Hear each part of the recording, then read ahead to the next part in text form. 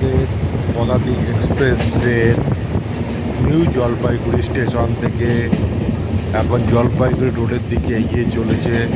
তার মধ্যে আপনাদের আমি দেখাতে চাইছি নর্থ বেঙ্গলের ঘন কুয়াশাতে চারিদিকে ছেয়ে গেছে। তার মাঝখানে চা বাগান, দেখুন দু হাতের দূরের জিনিসও আমরা দেখতে পাচ্ছি না, কুয়াশা চলছে।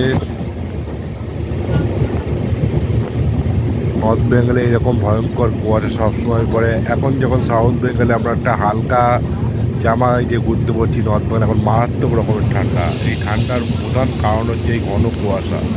এই কুয়াশাতে দুহাত দূরের জিনিসও দেখা যায় না।